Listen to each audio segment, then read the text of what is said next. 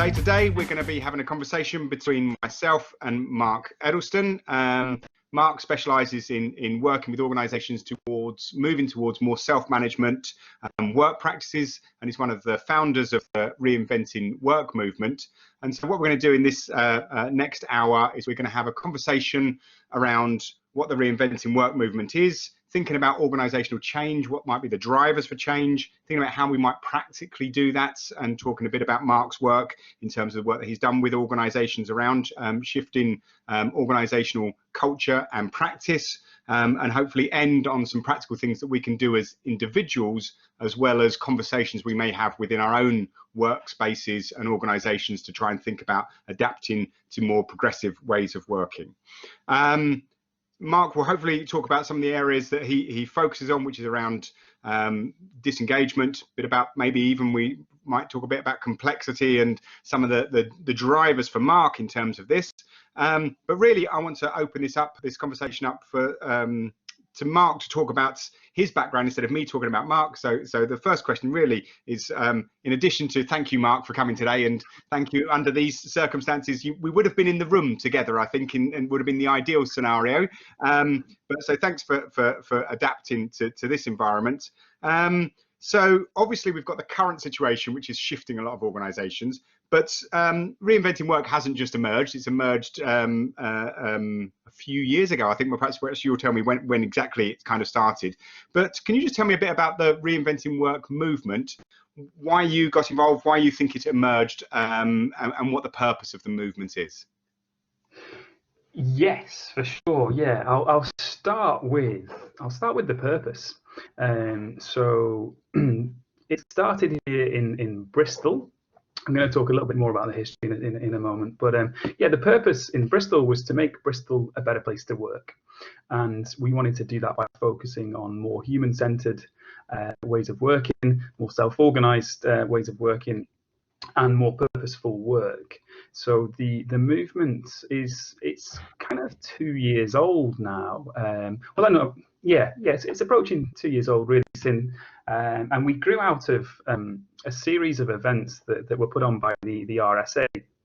Now they were called Reinventing Work. It was the Reinventing Work Southwest Network, and I was really excited to. I don't know how I came across it. I think it's just I stumbled across those events, and it was just a series of 4, and they were linked to Frederick Laloux's book Reinventing Organizations, and there was a kind of introductory one, and then a month later another workshop on self-management, then one on wholeness, one on purpose. So the core themes of Laloux's book Reinventing Organizations. And at this time I was working for my second self-managing organization, or it was kind of transitioning from top-down hierarchical to self-management. And so I was really excited because I'd been in a room full of colleagues on 2 occasions, 2 different organizations, where colleagues would get together and talk about new ways of working and how to transition to being self-managing. But I hadn't been in a room full of strangers, so I was kind of really excited to find that, and I invited loads of people from the organization I worked with at the time, and some other organizations that I knew were interested in exploring new ways of working. And I think perhaps on the third, after the third event, I'd become friends with a couple of consultants who worked in they worked for a user experience and service design consultancy, but they were very much interested in decentralized ways of working. So we became pals and popped to the pub after one session and agreed, wouldn't it be a pity if this were to stop?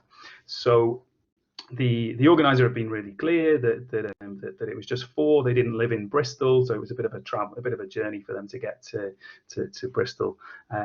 So we thought, well, we'll just carry it on. And in the spirit of being self-organized, we didn't seek permission. We just let them know that we'd be carrying it on. But kind of not exactly the same. We wanted it to. Well, we changed the name to Reinventing Work Bristol, and we put the colon there because we hoped that it would spread. We thought it was inevitable that it would reach London, and then we kind of joked about New York, and then I piped up with Melbourne because, I've lived and worked in, I think, 9 or 10 cities. a combination of wanderlust and being disengaged in work, I think, has led to that. Yeah, and one of those cities was Melbourne, so I kind of loved, I loved the idea of us having a reinventing work there.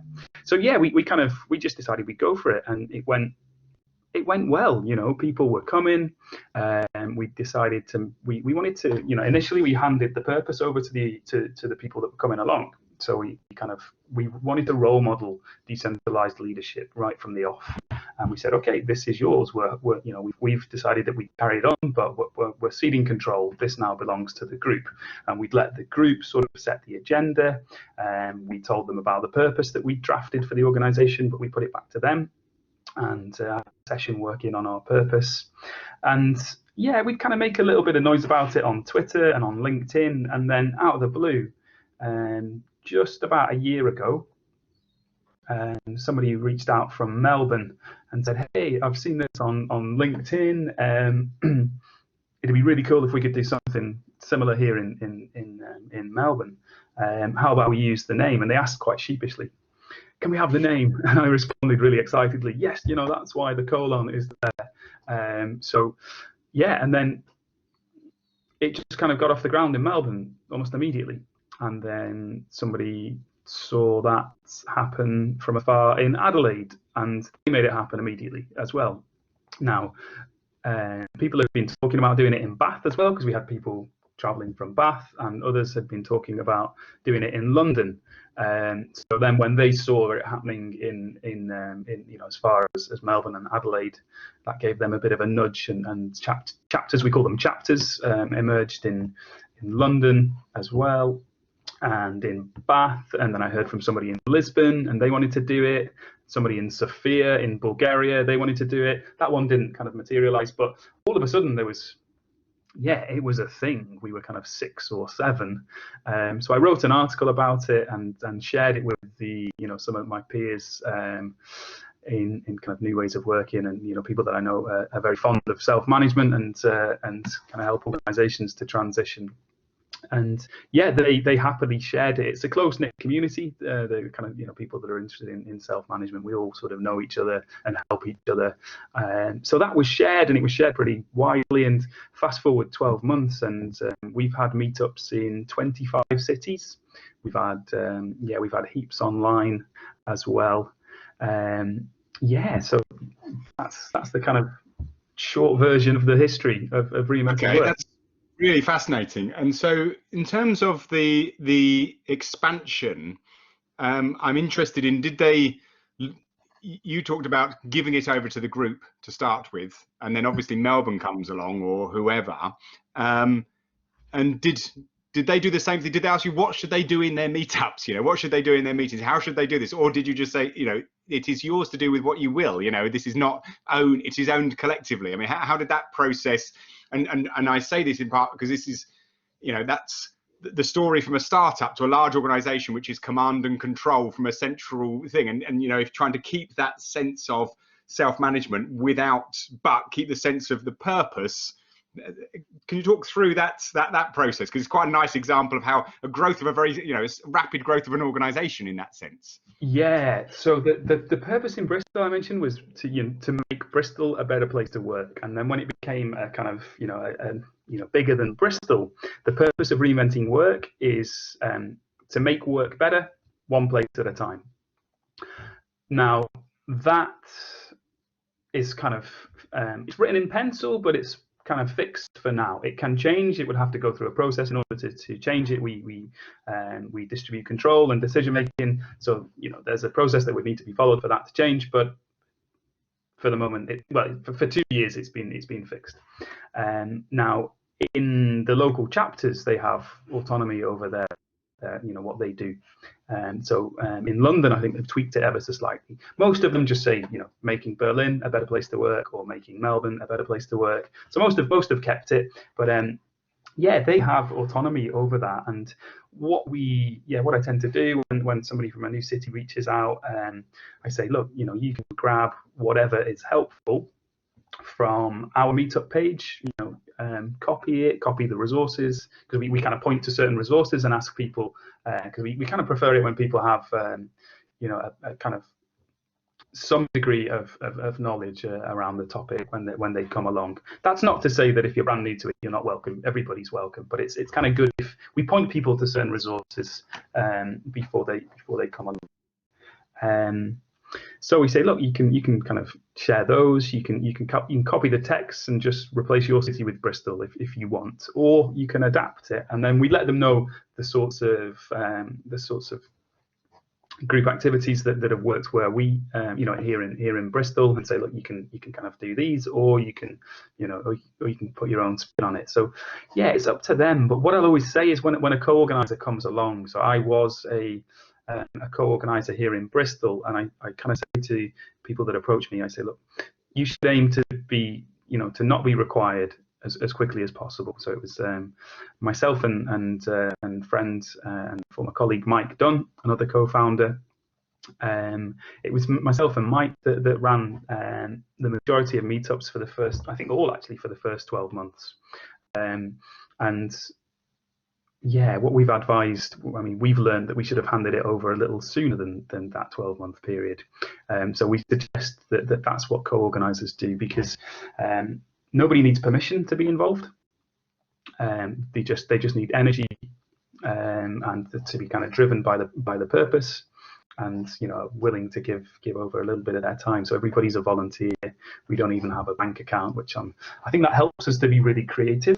I don't think that we would have spread so far and so fast without the creativity that's required when you're skint, or beyond skint. You don't even have a budget. So the kind of venues that we have, there's only 1 out of 25 that charges, so they have to cover some costs for their venue. But we just ask, we just ask organisations that we think would be curious about this sort of ways of working in the various cities, and yeah. We always get it for free. Sometimes they give us pizza and beer as well. But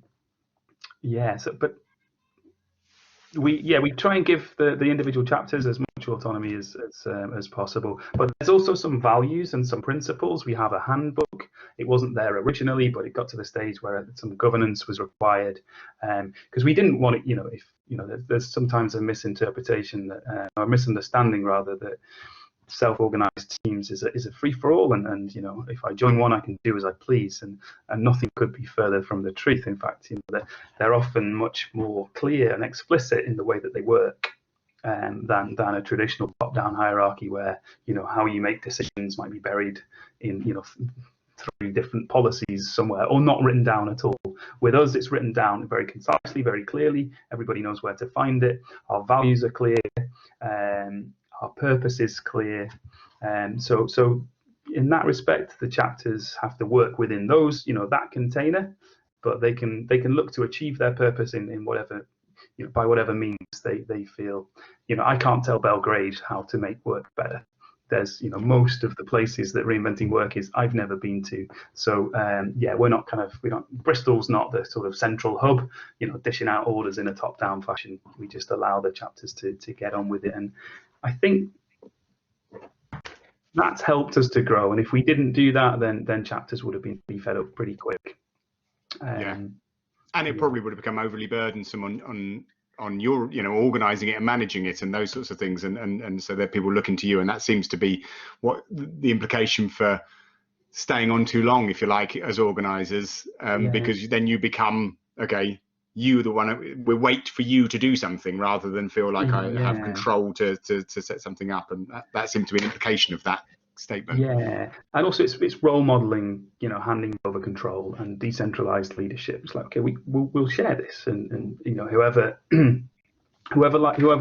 wants to step up and be a leader is able to do so, and if they lead well, then they'll gain followers, and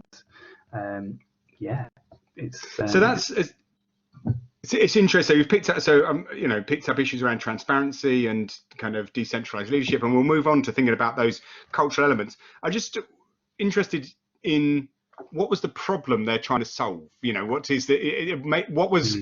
needed to be made better about Bristol that made some people come together and say we need to improve Bristol's work? What was the problem that was discussed, or how did you see the issues that, as the groups saw them?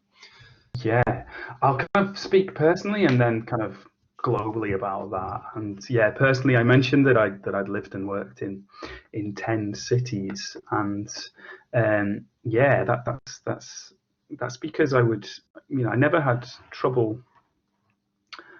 I never had trouble kind of getting jobs and getting interesting jobs and jobs on paper that were really great. But I would find that I'd quickly become frustrated as it was hard to enact your ideas, and autonomy was lacking.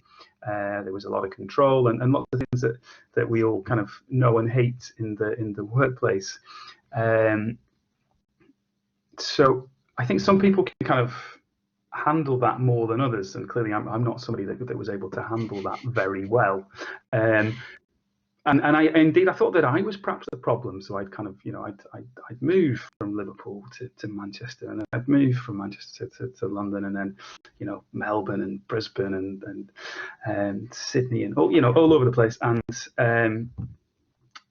ultimately I landed in Wellington in New Zealand, and I worked for a law firm that was also a community organisation, and the boss there just didn't want to be the boss. They were awesome at it, but they didn't actually want to be the boss. So they decided to experiment with an alternative management model, and that was, this was around the time that Reinventing Organizations was released.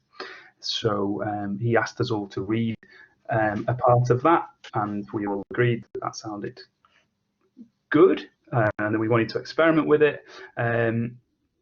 So the need was that I'd experienced this way of working in New Zealand, and then I'd come back to the UK, and I was fortunate to arrive in an organisation that was open to transitioning, because the chief exec there had heard about it and was curious about my experience, and so they made it happen as well.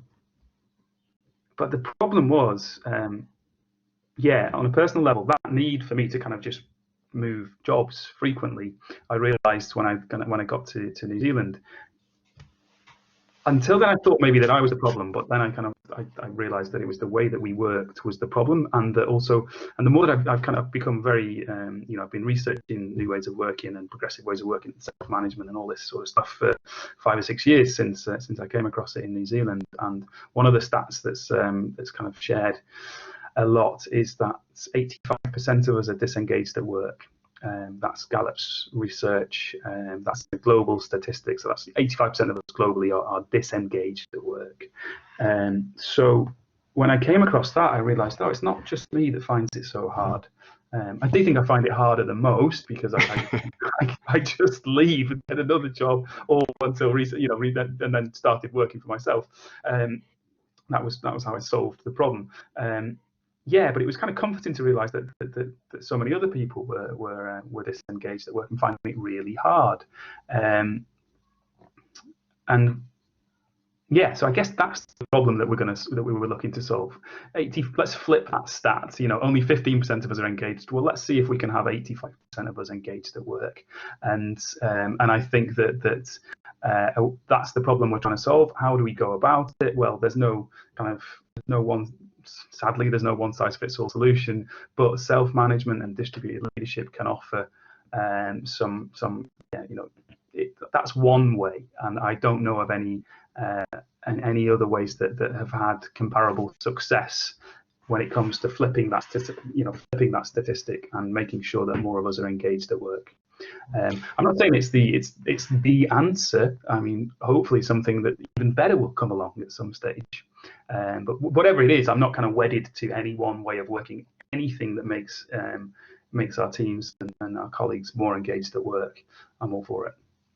And so with the reinventing work, even from the RSA meetings and the subsequent reinventing work Bristol meetings, was it issues around power, leadership, management as being seen as some of the causes of this disengagement, lack of motivation or feeling? And so I suppose there's two things: is what do people see as their own experiences, what were they seeing as the causes of their lack of motivation or engagement at work? And are there other things in addition? And I'm thinking here of kind of issues around well-being. So it's not just about being engaged in work; it's issues around burnout or tasks that are not very, is it the activities themselves aren't engaging? Is it the culture and the management and organization? I wonder what people were discussing, I guess, is the underlying of that question when they were thinking about the cause of disengagement, and was it just a motivation issue? Were there other issues?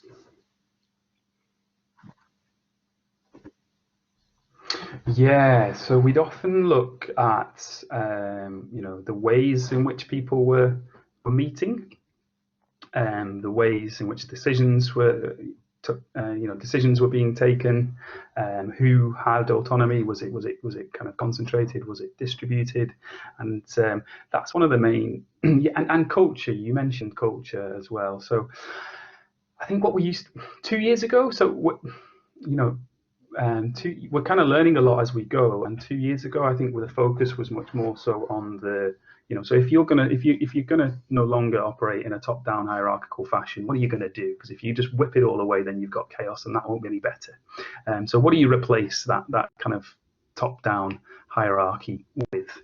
And the answer to that question is, or some of there's no one answer, but there are options. There are, you can replace top-down decision making with the advice process, for example. That's a distributed decision making method. Instead of having traditional meetings where the highest paid people in the room do all the talking, or the biggest egos or the biggest extroverts, you can use tools like liberating structures or circle discussions. And so we kind of look, we kind of look at some of those building blocks. Others include, psychological safety, feedback, conflict. How do you handle conflict? How do you build teamwork? The kind of $1 million question: how do you generate a great culture in a team and an organization? So those kind of questions. And in the beginning, what we used to do was use something called open space technology. That's a liberating structure. Sometimes it's also called unconference, and that's when people show up and you just perhaps write on a sticky. I might say, okay, I want to talk about distributed decision making, and I'd write that down, and then everybody in the room would write down what they wanted to talk about, and then from that, well, not everybody in the room. So anyone who had something to talk about would sort of suggest it. And then, so if I wanted to talk about this, then I'd kind of head into that corner of the room, and it's like, right, whoever wants to talk about distributed decision making, follow Mark. And then there'd be 3 or 4 or 5 topics in total, and people would just kind of go where they were interested. And if they were interested in more than one topic, then they could flip between the two. And if the topic wasn't as interesting as they thought, so if the kind of rule is, if you're not contributing or learning, well, then move on and go and find something else. So that's how we ran them in the beginning for a few months, and that sort of worked very well, and it kind of gave the group power and allowed us to share stories for how we've done it, because we wanted to kind of demonstrate methods that people could go back and take to work tomorrow and experiment with.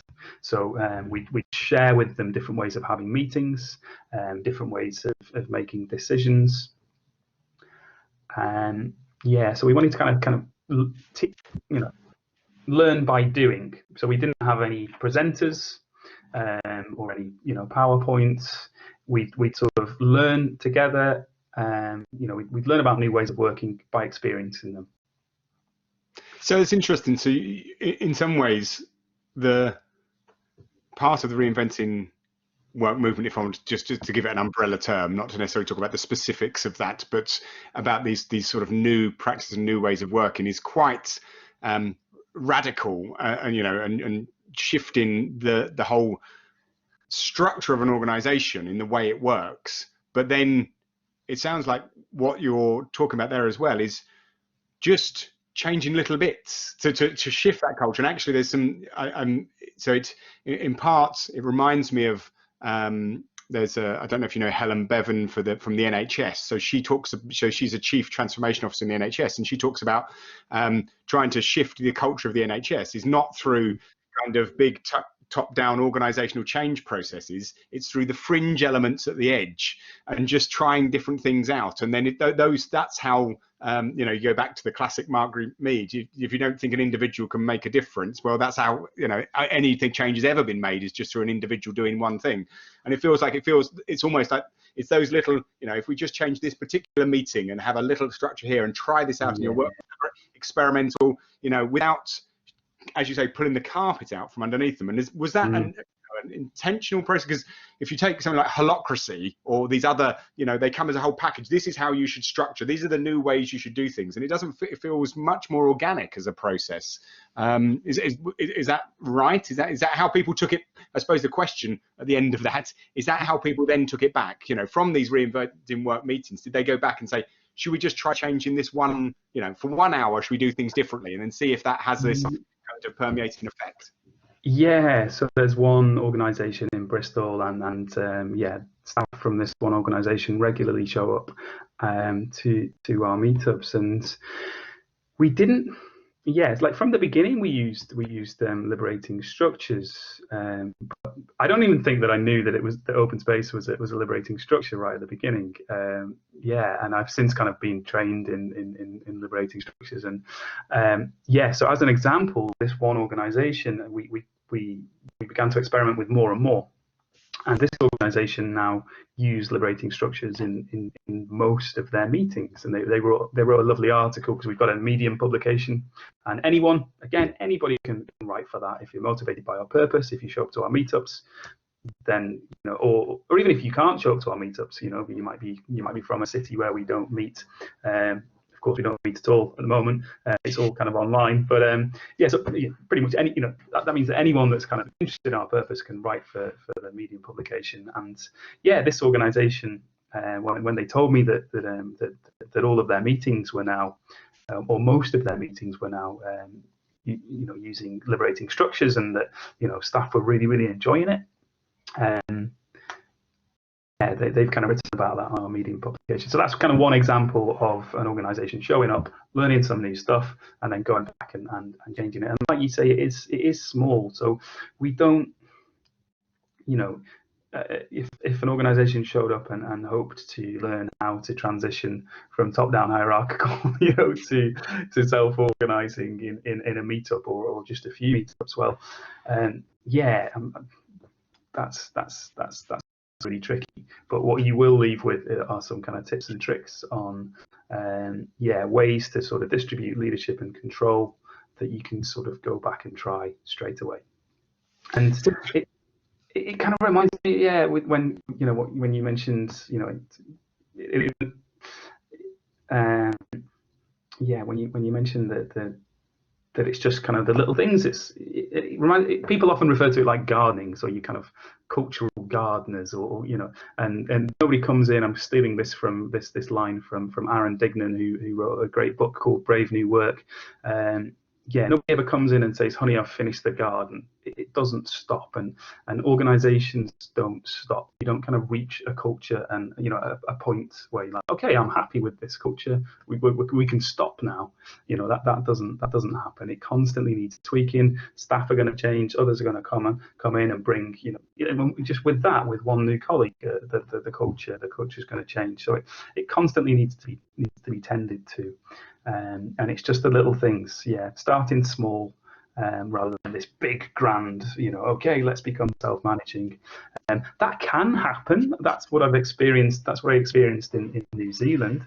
But that was very rare, because the organisation was ripe for that kind of change. It was small enough. We were only 25 or so. Everybody agreed to it. We were asked, "Do you want to do this?" We weren't, we didn't really suit top-down leadership. The boss didn't like top-down leadership. So it was a very unique set of circumstances that meant that we could just overnight say, right, let's do it. And we, the next day, everything became transparent. The boss handed control over to the organisation. Line managers ceased to exist. We all got into peer support groups. and the advice process was introduced. The salaries became transparent overnight. So very, very unique. We did a lot in the course of, well, just the very next day, and then over the course of 6 months, we did an awful lot, and that's kind of unusual. So it can happen, but I probably wouldn't recommend doing it that way unless the team or the organisation is similarly ripe for that kind of change. They must be really hungry for it. So it's got to be invited. And I've experienced change in an organisation where it was top down. So I think it's a great thing if an organisation decides to experiment with self-organising teams and self-management, but only if the organisation want to do it, and there's got to be a majority at least. And but with other organisations, I've seen it brought in a top-down fashion. So it's just yet another change in structure, and the organisation was already tired from other change management processes, and trust wasn't there because these processes have been painful in the past. So then to hear that there's going to be another one, oh, but this one's different, people were skeptical because they hadn't been asked. So the buy-in can take longer if you much longer, and the transition, the journey's a lot more painful if you don't ask your colleagues. But then asking them is one thing, and then also getting a straight answer is another. So unless there's psychological safety, I've worked with one leader, and they're talking about an MD who really wanted it, and spoke to the C-suite about it, and they said, yeah, that sounds good, but I think they were just saying what they thought the MD wanted to hear. And then by the time I got in and worked with them, it was clear that they weren't, they said they were on board, but some of the directors were in fact not on board, and trying to, I don't know if it was intentional, but kind of undermining some of the efforts. So it's really, really critical to sort of inform the leaders in a team, this is what it means. I've worked with an organisation, and they decided to do it. I think it's a bit of a roll of the dice, a bit of a last chance. Okay, we could be healthier. Clearly, top down isn't working so well. I've heard about self-management because it's getting a bit trendy now. People are hearing about it, so they thought, well, let's do that. But kind of hadn't done their research so well. And didn't really know what it meant. So when I went in and said, you do realise that if you really go for this, kind of bringing in self-management as a new way of operating, then that means that the leaders no longer have complete control, and that you kind of open up decision making a lot further. And that came as a bit of a surprise, but I'd already sort of arrived in the organisation to help them. So it's really critical to kind of do your research. And I'm now really careful when working with organisations to make sure if they say they've asked and that the C-suite are on board, well, I'll say, well, I need to check that. I'm going to ask them to, and make sure that everybody's up for it, because if it isn't invited, it's very, very painful.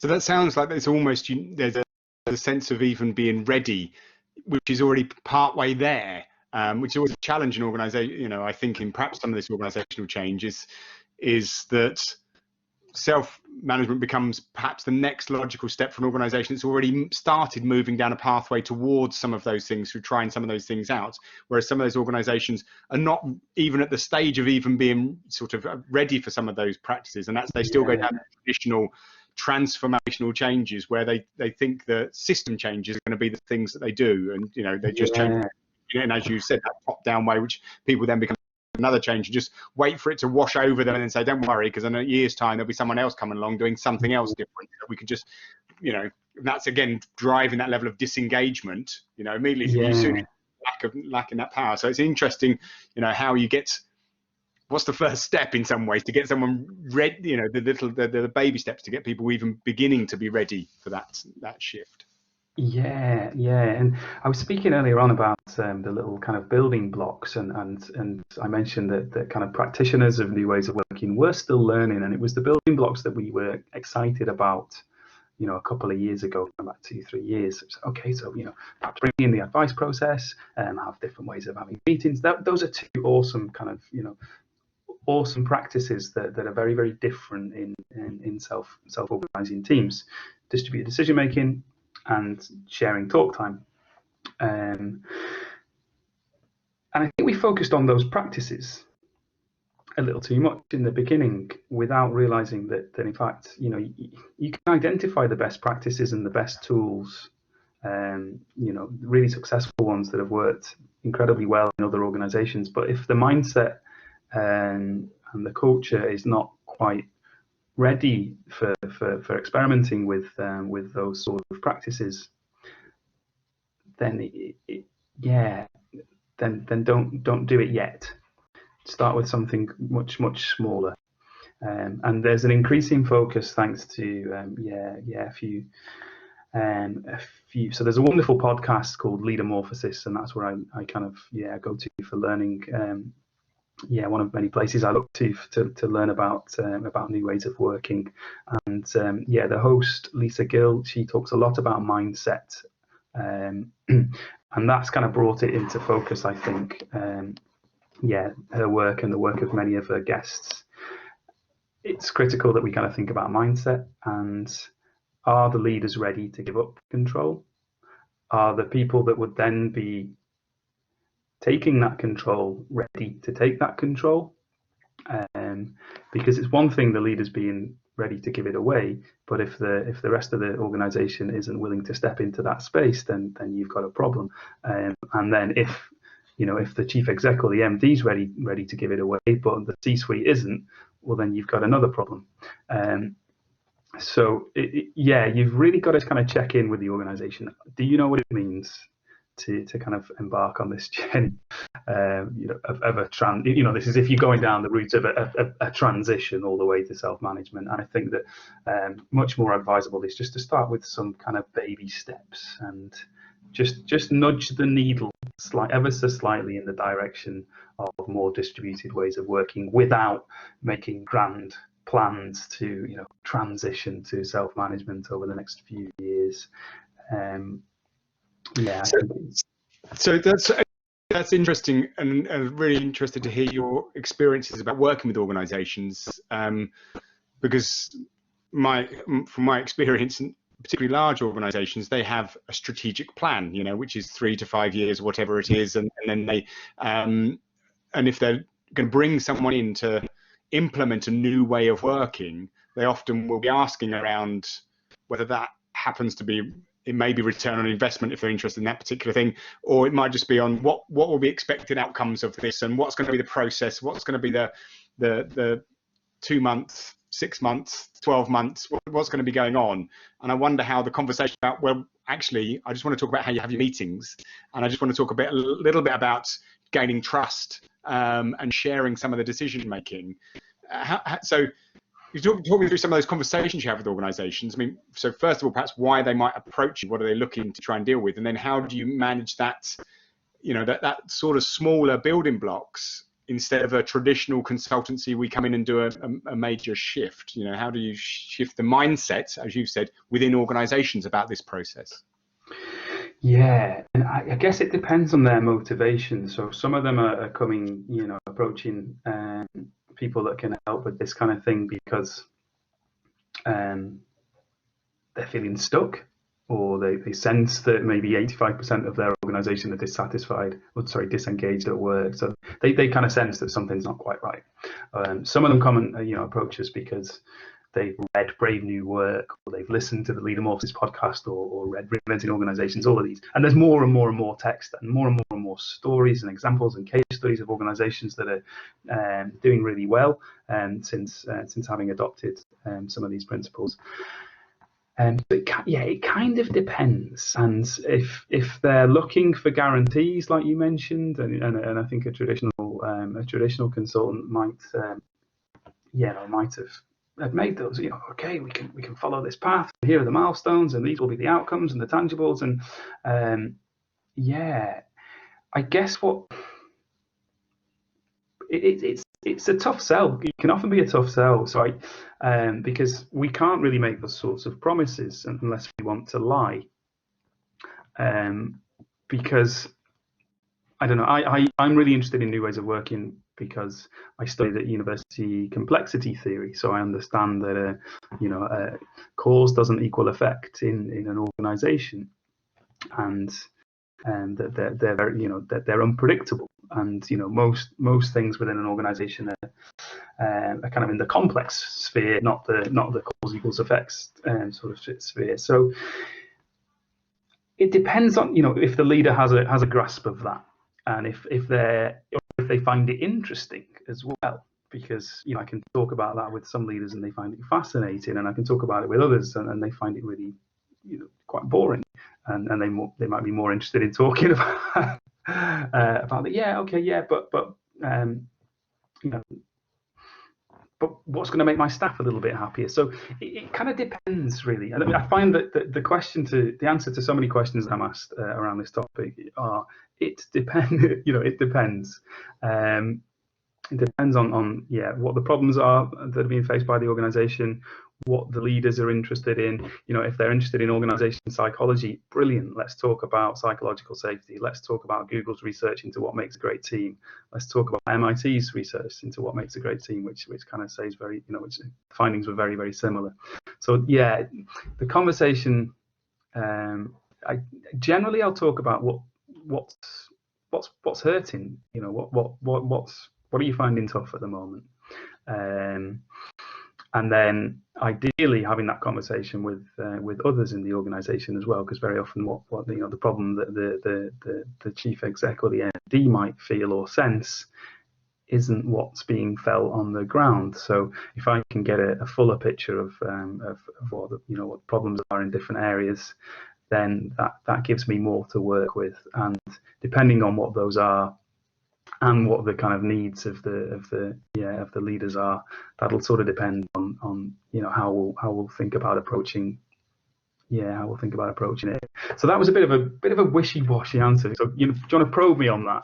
No, it's fine. I mean, it actually fits in some ways. We use the evidence-based practice framework, which is quite a structured framework, but fundamentally it does the same thing as you just talked about, but in a slightly it presents a model which suggests which says, what's the problem you're trying to solve? That's the first question, which is what you've said. What is the problem we're trying to solve? And how do we know is a problem? What's the evidence that is a problem? You might think that's a problem. Does everybody else think that's a problem? What's the, the disengagement generally might be a problem. Is it a problem here? How does that show up? And I suppose that's how a classic evidence-based practice. And then it would look at, what does the evidence say from the, the stakeholders involved, people in the organization, people who work with the organization or relate. What sort of practitioner experience have you got? What sort of evidence is the literature say around some of the problems that, the solutions that might be to those problems?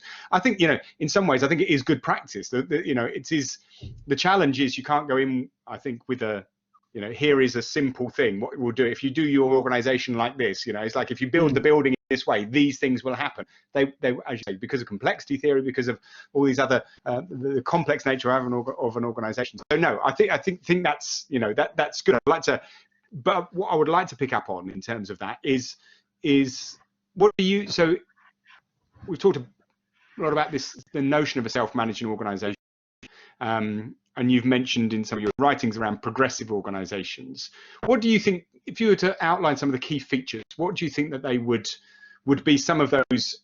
And this is also with the caveat that they're not all going to look the same, and not that everyone's going to. What you've mentioned some of them, I'd just like to just try and pull those together now, perhaps, and see if there's any additional ones. You've talked a bit about psychological safety. You mentioned earlier on about followership and leadership, but if you talk through what do you think some of those key features of a sort of progressive organization might look like, so organizations can think about those areas, or people working in organizations. Yeah, sure. I think purpose is certainly every one of them, increasingly we're looking for kind of meaning in our work and looking to be aligned with the purpose of an organization. So I remember the first time I experienced working in a self-organizing team. That was with the law firm that I mentioned, and they had such a clear their purpose was really clear. It was so they were set up to kind of to make the law to make legal support accessible to all. So it was and that was the boss. So lots of these organizations make the if they're going to distribute leadership, then who do we answer to now?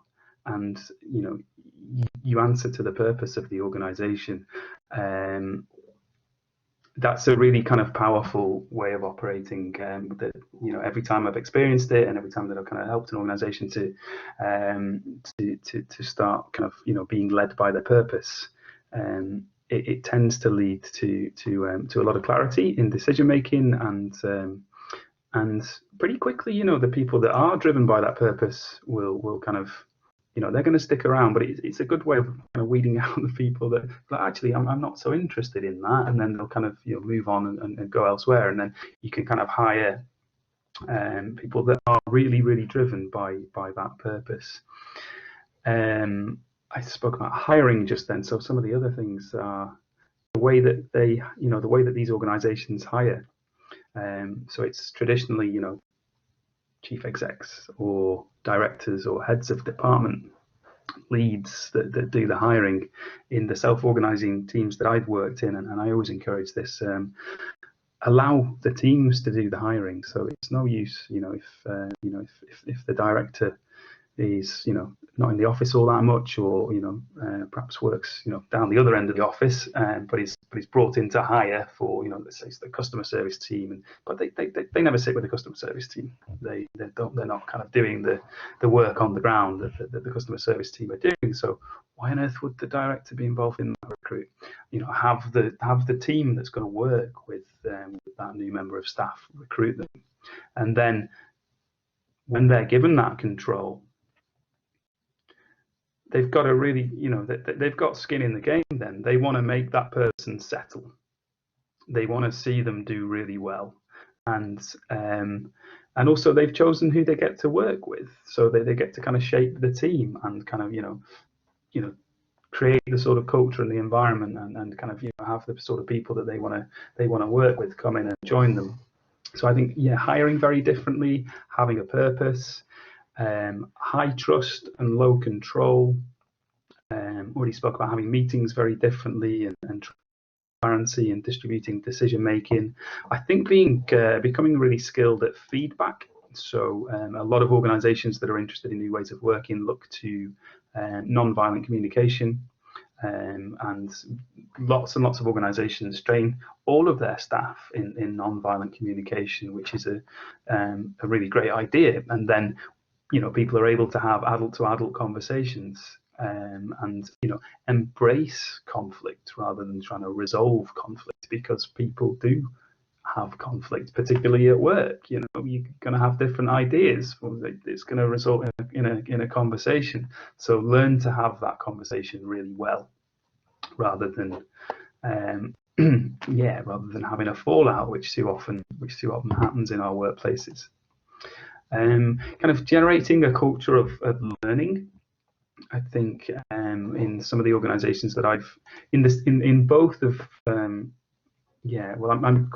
really lucky. I've worked for 3 self-organising teams in kind of paid roles, and then Reinventing work as well, and then with various sort of clients. And in the 3 that I've worked in, learning was a big feature. So they were 3 learning organizations, so we were kind of given the autonomy to learn about, to follow our interests, work-related interests, to become more skilled and more knowledgeable in the areas of our work that kind of got us excited, and also not just that, but in kind of new ways of working. So we'd have really well attended, I guess, lunch and learns. I kind of set one up in one of the organizations, and I was really, it was kind of like I call it a college, and we just watched TED Talks or watched some of my favorite sort of speakers and academics talking about, new ways of working and self-management and such. And people showed up, and they'd show up with their lunch and kind of really enjoy it. And if I was really surprised at the turnout, and I've kind of suggested that other organisations do that. And we kind of want to continue learning. For lots of us, if it's a long time since we left our studies, and to get the opportunity in work to carry on learning and learning about stuff that's of interest to us, that helps you to kind of be engaged and do your job better. Having an eye on the culture, there's no answer here. I can't tell you how to do it, but just the best way to create a great culture is to constantly experiment, really. So having have an eye on culture and look and see, what did Google learn from their years of research into hundreds of teams? What did MIT learn? And in short, the answer is great teams have psychological safety, and they distribute talk time, and they have above average social sensitivity. Now, having above average social sensitivity, if my that's kind of how well can I read my colleagues if one's had a bad day. Do they need to tell me that they've had a bad day, or can I tell that they've had a bad day when they arrive at their desk? And some people are really good at reading it, and others are hopeless at reading it. And it doesn't mean they're not great at their job; they're just not very good at reading, that sort of thing. But one of the two factors that both Google and MIT found was that having above average social sensitivity is going to increase. It's going to mean that you've got a better chance of having a great team, but you can't really change that. If I'm rubbish at it, you can send me on a course, and there might be marginal gains over a long period of time. So focusing on those two, social sensitivity and distributed talk time. Well, distributed talk time, we can do that tomorrow. We can have a circle meeting. We can start checking in at the beginning of every meeting. We can make sure that the hippo, or the highest paid person in the room, doesn't dominate, and that the biggest egos don't do all the talking, and the biggest extroverts don't do all the talking. You can do that tomorrow. It's really, really easy. There's, I mentioned circle discussions, liberating structures. They're kind of, liberating structures were designed. They're really rigorous, and I think, they had kind of involvement from professors in organizational psychology, and they're two developers, Henry and Keith. I can't remember their last names, but I think they're connected with Texas University. And different ways of having meetings is quite an easy place to start, and increase participation in an organization. Ideally do that with decision making, but if in the beginning that means increasing participation in meetings, then awesome. And by doing that, you can only improve at listening. I think one of the best things that we can, and I think that comes down to psychological safety. So we've got Google and MIT.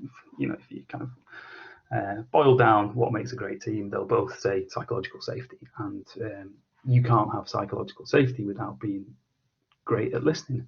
So organizations can learn tomorrow, start learning to be much better listeners. I think it's interesting. You many of those as well, and it's nice to hear some of them do come out of the psychological literature, which I think is really it's interesting from a personal perspective. But they're all, some of them are also interrelated. That in the learning organization and psychological safety, they've got they coexist. To have an organization that has psychological safety, you've got to be willing to make mistakes and willing to be interested in the learning process. And if you're willing to do that, you've got to trust other people, and that they're not going to have violent communication with you if you make mistakes. In that sense. And so lots of those things, they and again, that's the whole purpose of complexity. It's not as if necessarily one is causal for the other, and they one wherever you start in that process, you know, okay, let's try and have more participatory conversations. That might help then have better conversations, which might then impact on, I feel safe in this thing to say this. And then, so there's sort of, there is that, that's how complexity manifests itself. It isn't, you know, necessarily a very clear linear process from this is where you should start. It's to start anywhere on this journey, and bits will emerge, and then they will have an impact on the other bits that may then also emerge from that, or they will hinder it. You know, you won't be able to have more participation if people feel unwilling to say anything, if they know that what they say is going to be, you know, been told it's a problem, or et cetera, et cetera. So it's And going back to, I've mentioned it already, the book Brave New Work, they kind of, their advice is start by starting. So, and I'm not going to, you know, and I'm not going to tell you where to start. Start with, you know, a quick win or the area that hurts the most at the moment. And then if you say you don't know what hurts the most, well, ask your organization what's hurting. And now that we're in lockdown, I've done loads of webinars on the best tools that are on my radar for helping teams to collaborate now that we're all working remotely. And some of these tools really kind of feed into new ways of working, which is kind of exciting. So one of the best tools is one called Mural, which is kind of like a whiteboard essentially, and you can stick these kind of like an electronic whiteboard, and you can stick stickies on it. But the exciting feature about Mural, which is free, I think, for either 30 days, but it might have been expanded for 3 months. I'm not sure. By the way, I don't work for them or anything. It's just a tool that I like. They have templates, and one of the templates is called ways of working, and then it looks at, all right, how do we communicate? How do we manage our workflow? How do we handle conflict? How do we make decisions? Lots of the kind of things that we've been talking about. And it says, all right, how do we do that? And the beauty of it is, with a lot of remote work, if you were to do that in a room, well, who would speak? You know, who would be heard? Like the senior people and the loudest voices. But when you're doing it, and the combination of tools like Zoom, or the others that are similar to Zoom, and Mural, and there are others that are similar to Mural, when you kind of combine them and kind of create a little recipe, if you like, use Zoom with Mural. And Mural's got a little stopwatch in it, so you can have a look at one of these templates. And I really recommend the Ways of Working template. Have a look at it, and it's, I think, maybe 9 kind of areas that 9 things that a team needs to agree and think about in terms of how it works together. Spend 5 minutes on each of those, and there's a little timer. And then with Post-its, you can use dot voting. There's kind of an electronic version of that, so you can all vote. And you do this kind of, everyone can mute themselves. You're not looking at Zoom, but Zoom is open. You're just kind of thinking, all right, we're going to have 5 minutes in this box, time's up, move on to the next one, and then we go back and do the votes. And you get a really clear picture then from the team. How do we want to communicate? How do we want to make decisions? What's important to us? What do we value? And it's not just the bosses that have. I'm not having to go at bosses here. Like they're kind of expected to do the talking. That's how we've operated for a long time. So but kind of remote work and some of the tools that we're turning to can really shift that. And another wonderful, I like to call them recipes, is like Zoom and Liberating Structures, awesome for distributing talk time. They work really well together. Zoom over any of the other alternatives, purely because it has the breakout room function. You can't use Liberating Structures very well. It's more difficult without the breakout room function.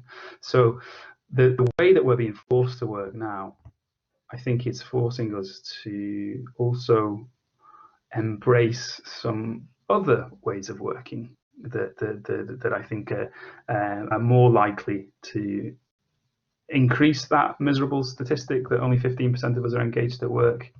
So remote work is, of course, what's sort of being talked about a lot. But that was, that kind of, that's a component of new ways of working. But it was kind of an optional extra until last month. Even if you kind of focused on distributing decision making and having meetings differently and learning how to be great at feedback and handle conflict and train in new ways of working, still sort of remote work was an optional extra and something I'd recommend to organizations, but it was kind of wasn't really critical. And even some of the organizations that were embracing some of these progressive ways of working, they still might think that the remote work was, we're not ready for that. So I'm pretty hopeful that because we've all had to we've all had to adapt to it almost overnight, and for some organizations it's going kind of well, for others they're still learning, but there's certainly success stories, and as they're shared, I'm hoping that, linking back to mindset, if leaders didn't have a mindset that was open to experimenting before, well, hopefully they might now, and remote work could be a kind of gateway drug, if you will, to other more progressive ways of working, such as, probably my two favorites, distributing decision making and talk time by having meetings differently. So it's quite exciting.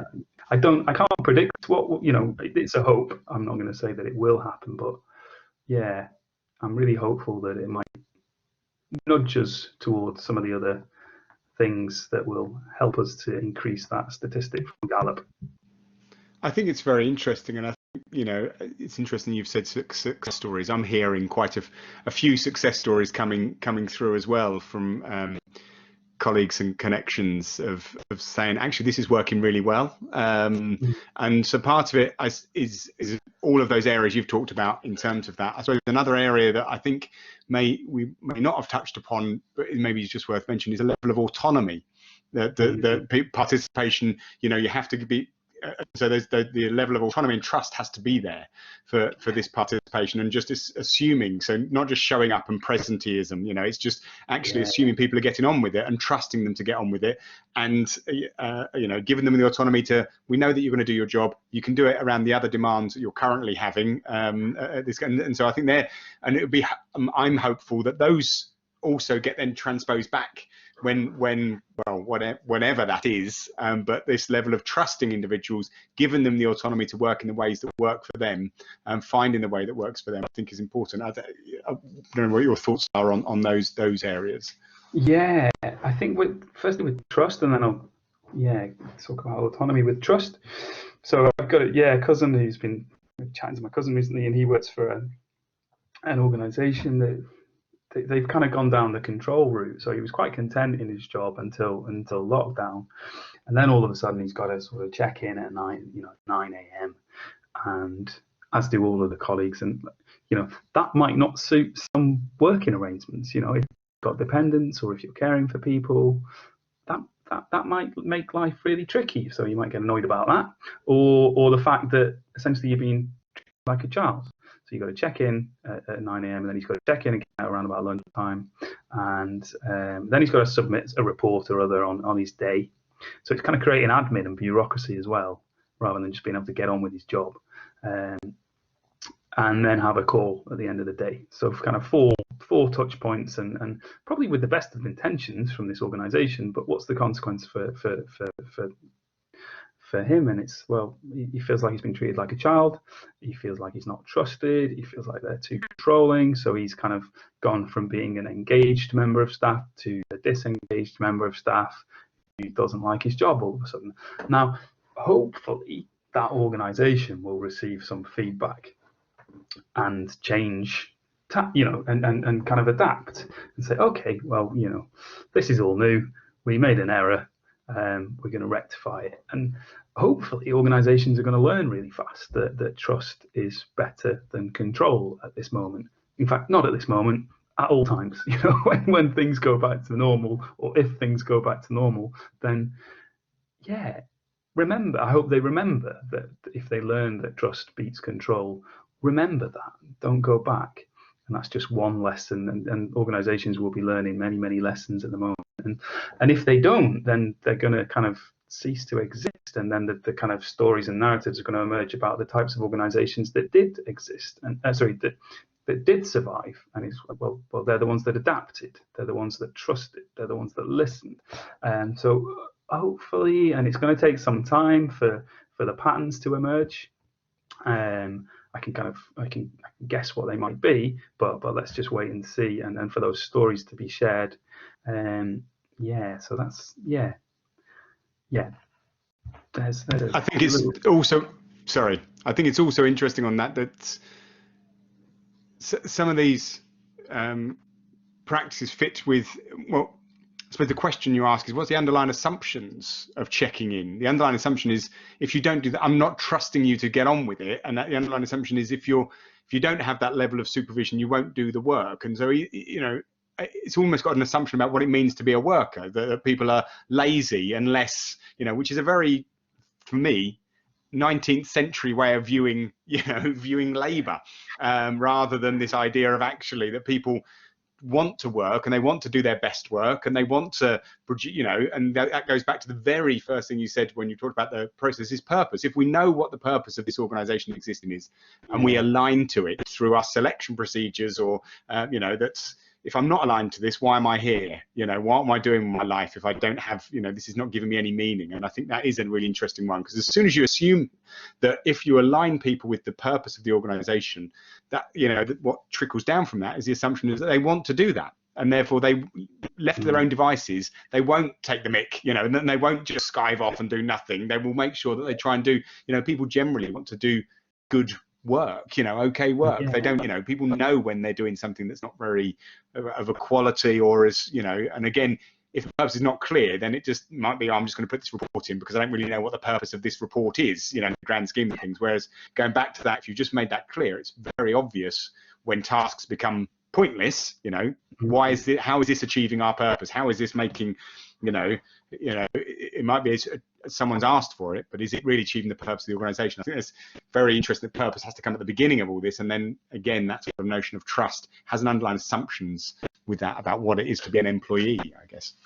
And if it feels like there's no purpose to a particular report, then if there's psychological safety, then you can say that. It's like, why do we do this? So Brave New Work, again, they say start by starting. They say start by starting or start by stopping. Why do you have that meeting that everybody attends and nobody's interested? There's no output. Well, what's the point in that meeting? Well, why don't you try stopping it? And it's like, well, what, forever? And it's like, well, no, this week or for the next couple of weeks. Why don't you don't have it? See what happens. If it turns out you really needed it, then continue. Reinstate it. But you can stop something, stop reports, stop meetings. Which I guess, again, the current crisis is forcing people to stop all sorts of different things. And it'll be interesting to see whether those things, get reinstated when we realise that there was no, why do we have that weekly meeting? We haven't had it for now 3 months, and it's, we've managed to do all of the work that we expected to do, that's forcing people. And it is that, rather than just that, well, we have to have it, it's in the schedule, in the calendar, it's being forced to. Yeah, exactly. So I saw somebody write, we've all got, hopefully a lot of us have got pretty good at Zoom meetings or online meetings now. But that works in my space. I saw him pleading with organizations that don't just put all your meetings online, though. Make sure you kind of, look at them. What should we still be having that meeting? Don't just chuck them all online. And in fact, some aren't just being, kind of moved online. But now, if when we finish this meeting, I had another one lined up immediately afterwards. There's that temptation now, because I don't need to go to another office to have that meeting, or another part of the building, or I'm not going to pass any colleagues and get kind of start chatting about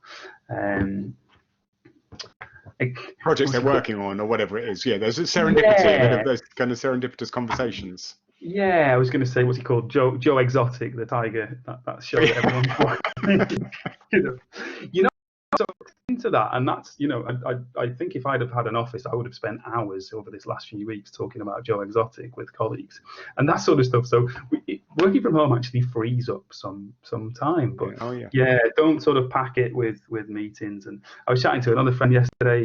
And he was saying he's a lawyer, so he's like, I don't think that this working from home's for me. I'm not sure I like it. And then he said, mind you, when I look at my billable hours, I'm actually doing like better than last month. So you hear so many stories about 4-day weeks and remote working companies who turn bigger profits. And as we kind of get used to it, and we find that it's actually more productive and more efficient to work in some of these ways that only last month we thought were bonkers. Well, I think that is interesting, and I think it's interesting the shift to task, not time, which has again been a narrative for many years of the what were they called, the results oriented work environments that were set up by some organizations. It doesn't matter how long it takes you to do it, we're just interested in whether you do it or not, and that idea that actually if you just say, well, we are in a constraint, if you've got other, as you say, other commitments at the moment, you might say, I'm just going to work 3 hours in the morning and just try and get all the things done I need to do within a very limited space of time. And actually, you might get all those things done. It would have taken you all day in a work environment. That's without a commute. But all those other bits that you would have done, walking down, getting a coffee, chatting to other people, uninterrupted meetings. I think it is interesting to see how actually this might be the start of this notion of actually. Yeah. The 9 to 5, 5 days a week, it's a very artificial notion anyway, and if you look at the history of work, that's very unusual. If you go back centuries, people did work and stopped work, and did it when they needed to, whether that is a bit in the morning and a bit in the evening, then that's so be it. Or it's going to be interesting. I'm aware of the time as well, and I'm aware we could probably talk for ages on this. So I'd just like to draw to, I think you've talked about these throughout this conversation, and so maybe this is more of a summary, drawing them together. But just thinking of some, if I was perhaps two different things. If I have some power and control, what would you advise me to do, the next time my next Zoom meeting or whatever it might be. But if I don't, also, if I just work for an organization, what can I do individually? So what could I do if I have some control over my team or my environment? What would you advise me to do? And if I was an individual, who may not feel like they have those levels of control, in terms of self-management, progressive ways of working, thinking of new ways of working that might be more psychologically beneficial, what would be your thoughts about actions? Yeah, again, start small. Let's kind of assume that this is someone that, advice for somebody that has a little bit of control. Just kind of start small. Start thinking about alternatives to the ways that you generally meet. So you can kind of introduce circle meetings. You can play around with liberating structures. Lean coffee is another favorite. One first step that a lot of organizations take, so that's kind of, if you have meetings differently, the purpose being to distribute talk time and encourage psychological safety. You can also use check-in rounds to do that. That's really, really easy.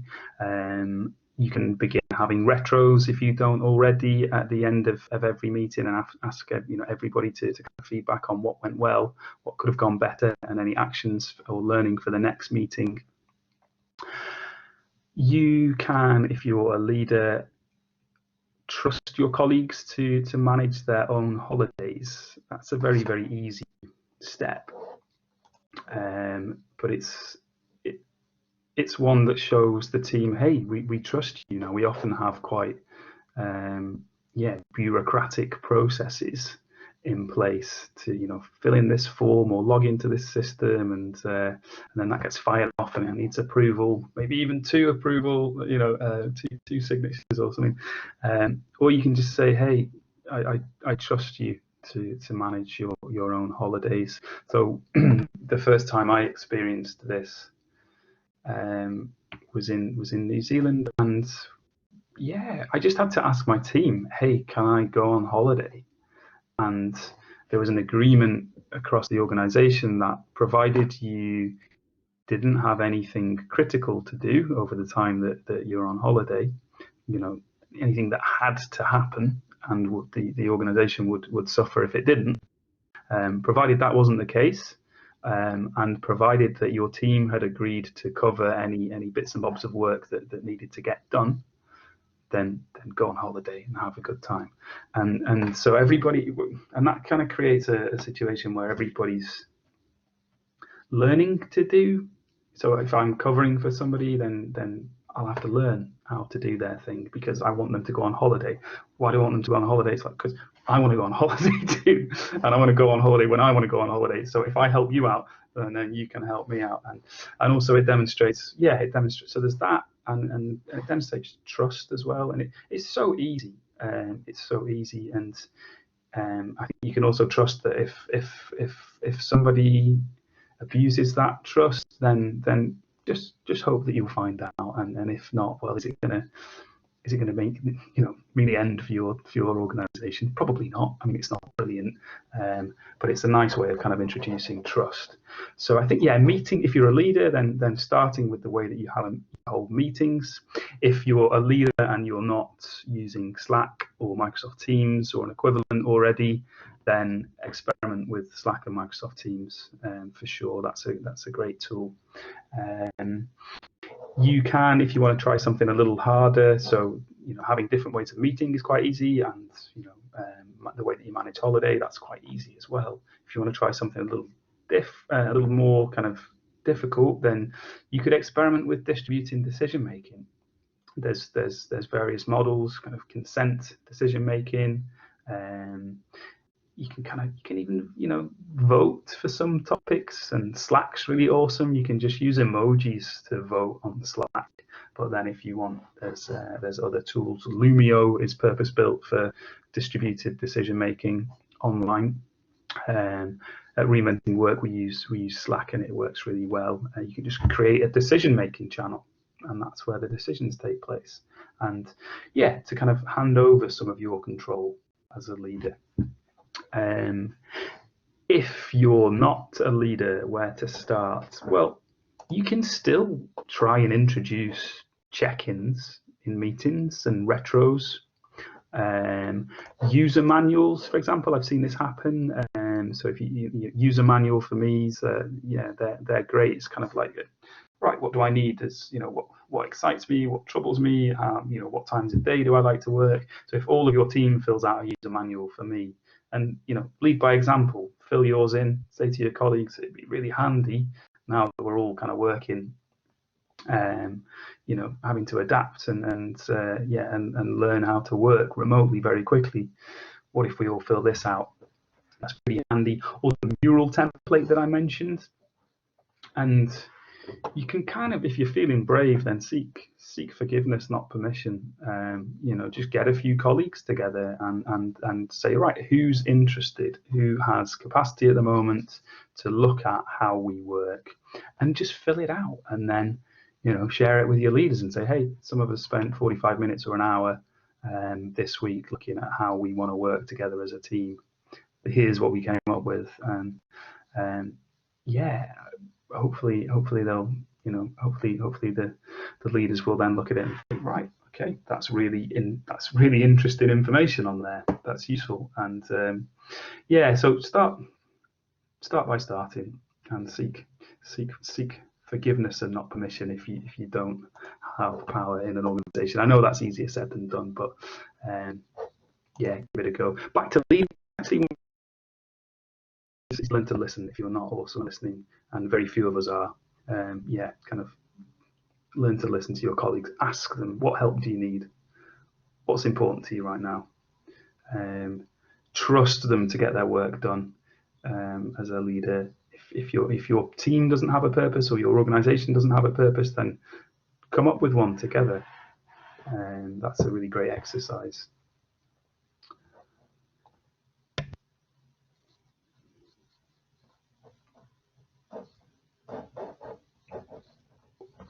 I can't hear you.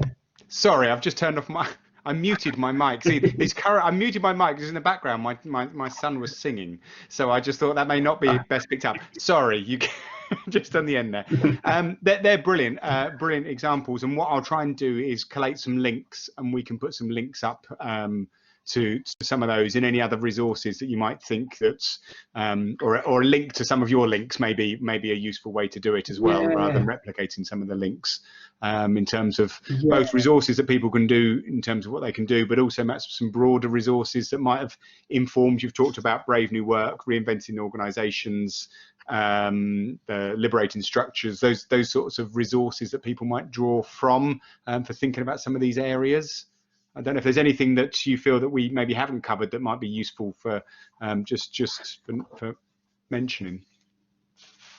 Yeah, if you can, I've been kind of collating these for some time now, and they're all on the Reinventing Work website. So reinventing.work, and then head over to resources. So it's just reinventing.work/resources, and I've kind of grouped all of the best, the best resources that I've found. So there's articles, there's videos, there's books, podcasts, whatever ways you want to learn. They're there for you. And it's not a giant long list, because it's a relatively long list, but it's not giant. And I've tried to keep it short-ish. And then also the patterns that are found in progressive organizations, and there's a section on tools and practices, and also tech.